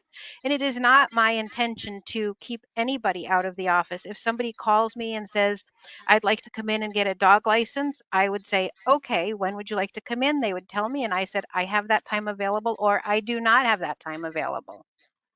Um, Now, what happens if they ring the doorbell and don't have an appointment? How do you handle that? If you have an I don't appointment, chances are you will have an appointment available at that time. You know, That's very possible. We currently don't have a doorbell, which is also, another part of office security. As I was talking to you today, a lot of things that could be handled much more easily for something like that if we had a walk-up window. I know we don't have Mhm. one right now, but that's one of the reasons that I would like to see a walk-up window so that for that type of thing, you don't need an appointment. right? So maybe in this situation, a conversation should be had about getting cameras, a walk-up window, a double door buzzer system to begin with, so that you're Mhm, you're letting people in a double door system where they come into the mhm, vestibule, they can't get beyond that. mhm. Putting that wall up or having a temporary wall put up. So those are like four things. Yes, they cannot be done immediately, but they can be done within a reasonable time frame. And I understand that, what are the county clerks they're called? The clerk's offices can be closed, and it's at Town, the discretion. It says here state law doesn't require county um, clerk offices to be have in person. And I understand that. And I understand the reason why you want to close it, and I think it's a valid reason. But I just don't feel that if you're going to let people in without an appointment because they showed up and didn't know, then it defeats the whole purpose. So it's either got to be across the board, no appointment. Sorry, you came from Florida. You got to go back and make an appointment, and we'll see you in 2 hours. You see what I'm okay, saying? So I I, do. I don't know how that has to be handled across the board, and maybe I'm not making sense about it. And what do you think?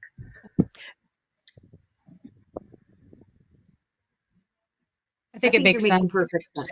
Yeah. Right.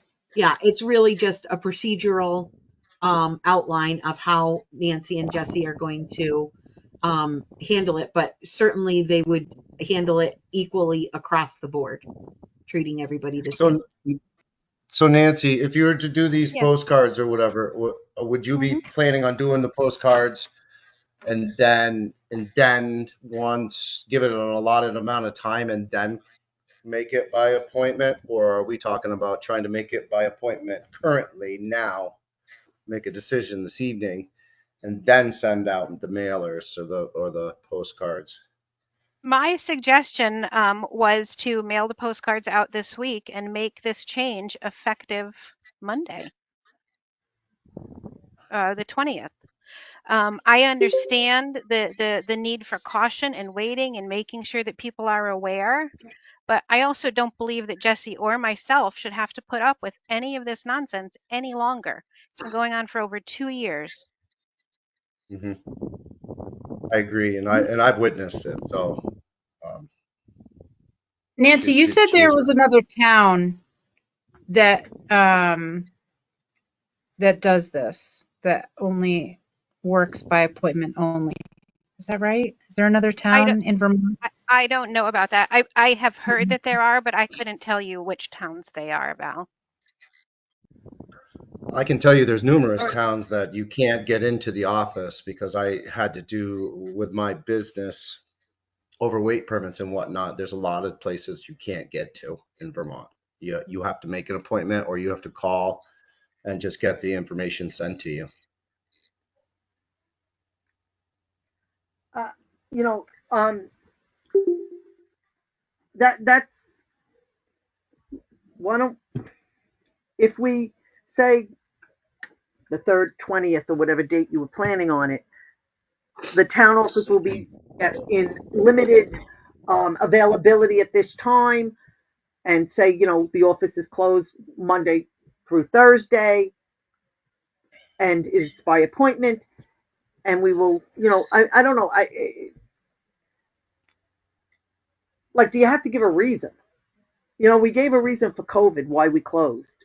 Do we have to give a reason why we close the public town office? And I understand Nancy and Jess's concern 100%, and anyone else that's in that office when anything happens or can happen.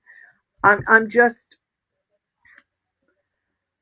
I just have a feeling that to, and it's not, yes, we're rushing into it, but it's not a rush because this has been going on for 2 years. So it's been a thought process, but it is a rush for me because this is the first time I'm officially hearing of something.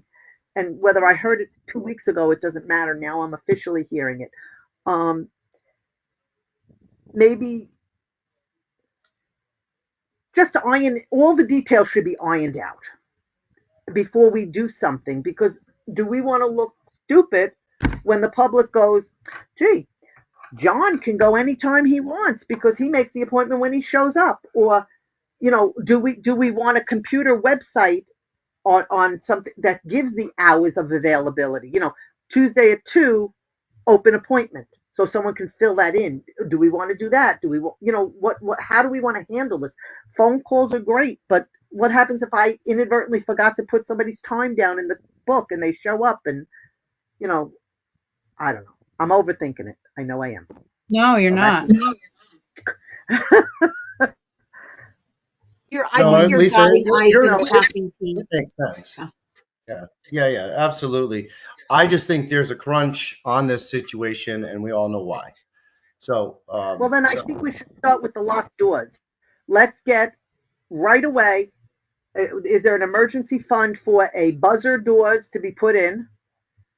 The both two doors, buzz doors, and a ring doorbell, just to immediately, if it's an emergency, then we immediately need to lock the doors, but not necessarily lock the building down to the public. I have to suffer for someone else's bad behavior, Yes, and that's that's I true. agree But with you, and I agree with that, Lisa. And I thought long and hard before doing this, but I am subjected and have been subjected this for 2 years now. I will take whatever precautions I need to do to keep Jesse and myself in a place that is free from the constant harassment. so I let's know this is new to you. does anybody have, does it, is Sarah or Nancy, an emergency fund that you can purchase the lockout doors, the key, not the keypad, but the buzzer doors lock, and an emergency ring camera to put up, and that doors the building, and then you have the option to let people in without an appointment because you can see who they are. You let right. them in. If someone comes that makes you nervous, you don't let them in. You make a phone call and say, 1 moment, please. And you make a phone call and say, I'll let you, 1 moment, please. People can wait outside. That's Right, but against the law. this is What's part against of the the law? legal review that we need because yeah, we've been instructed that we cannot prevent anybody from coming inside the town office. It's a Mhm. public building. However, we can close the office. That is the Right. instrument that we can use and do for appointment only. So the buzzer Okay. system doesn't necessarily solve the problem if we're not authorized to regulate who comes in the office with a buzzer system. We can regulate who comes in the office from what we've been told through closing the office and only having by appointment. So that was the instrument that we found we can legally do. And then it would be, are there other steps from advice from an attorney? Are there other steps that the town can do in order to have more access to the town office safely?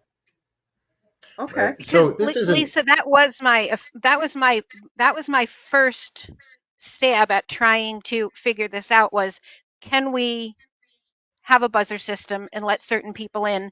And I was told, no, you let everybody in or you let no one in, No. and it's by appointment only. Yep. Okay, I'm cool as long as that's written down somewhere and and if anybody, we have and say, well, this is what the Vermont League of Cities and Towns says, and this is what we have to do. That's fine. Yeah. Yep. So, and I Yeah. also just want to point out for our newcomers that, 80% of the work in the town office can be done electronically. It can be done through email and requests by phone and by mail. And very little stuff has to be done physically inside the office. And the ladies over the years have been extremely accommodating for opening the office to service our customers, even for example, on a Friday because they need a marriage license or something. Right. So when the office is normally closed, if they communicated the reasons why they needed something on a day that we weren't open, they're accommodating to servicing them. So it may be a slight inconvenience because they show up and they weren't aware of it, but certainly they're still going to be able to have their business taken care of in a very timely manner. Okay. Because I have, well, through many emails or several emails, I've just been bumped from one law office to another, and it's like it seems like they all know each other, so they kind of requested me to be in touch with a lawyer from Rutland who has municipal experience. So when I reach out to him, he will ask whether or not we want to set up a meeting to meet with him. That's the next step. And whether that would be an emergency meeting, I don't know. I don't know how to do that. So if there's 2 or more members of the select board that want to attend that meeting, it could be a special meeting, an emergency meeting, a special meeting. Either way, we would warn it accordingly. When you're getting legal advice, it is an executive session approved. Okay. We can go into executive session. If otherwise, you can also just appoint one select board member to handle it and bring back information to the rest of the board. If it's not 2 people, you wouldn't necessarily need a select board meeting if it's not 2 or more select board members present.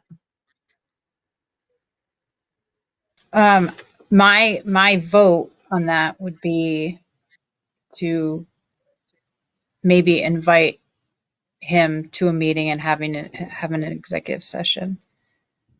I don't know how everyone else feels, but I would like all of you there. I mean, the more questions, the better, is what I feel. Yeah, I think that's a good idea to invite to a meeting. Now, are we talking about doing that before we make a decision on this topic, or are we trying to make a decision on this topic? I think right now we're just agreeing to request legal review. Do we need a motion to okay that, or? Yeah, we already made a motion and approved it to request legal review. Nancy has a request on the table to close the office On the in a 20th. week. yeah, on the 20th and send out a postcard. Certainly, we have been instructed that we have the legal ability to do that. That is a course of action that we can take. We just have to do it for everybody. So, if down the road we find other advice from an attorney, we can change it at that time.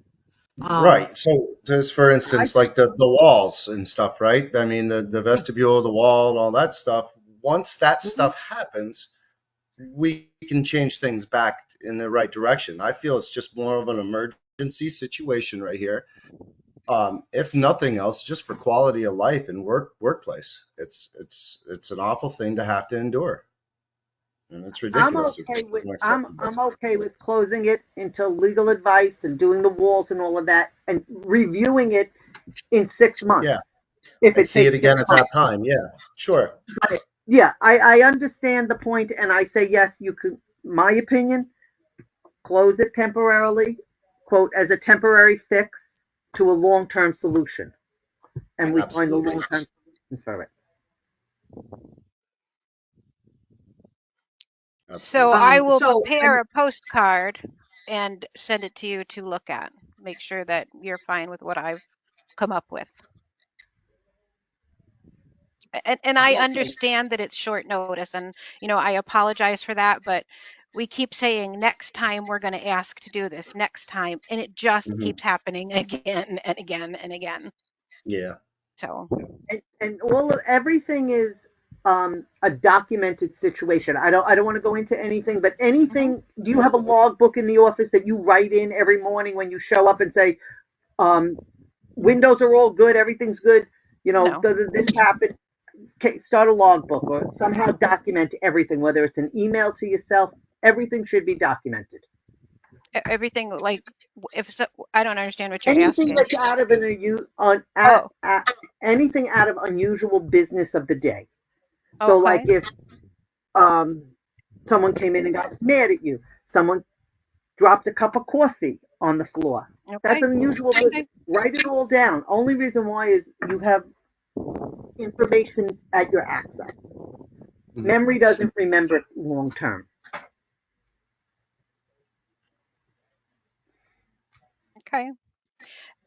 Next thing, I would like to officially request that I be involved with any conversations with the attorney.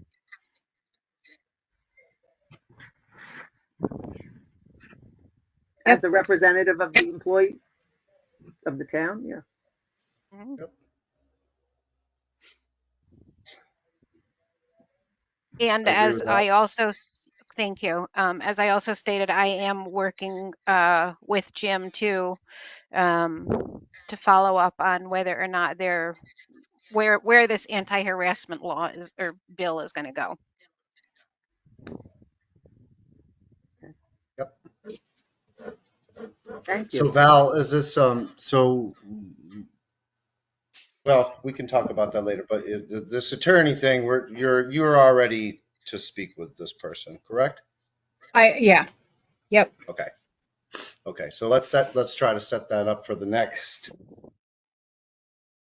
meeting Yeah, I'll just keep everyone if you updated. can. And if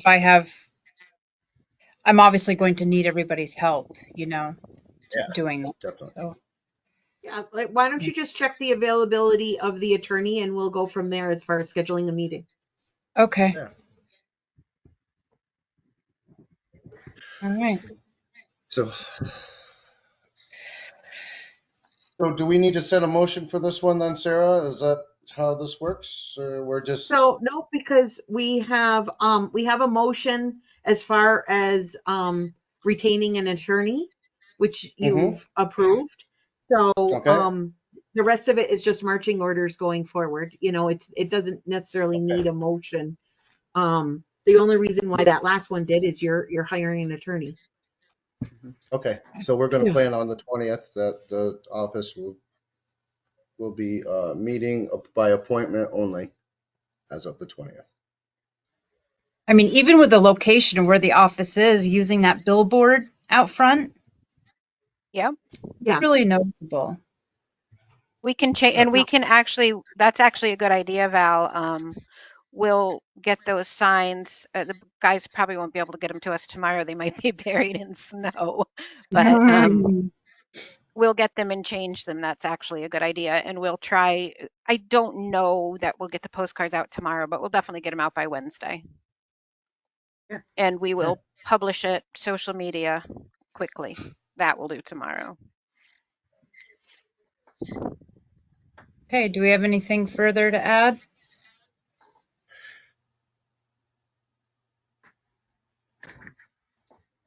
And I will make a motion to adjourn the meeting at 7:10.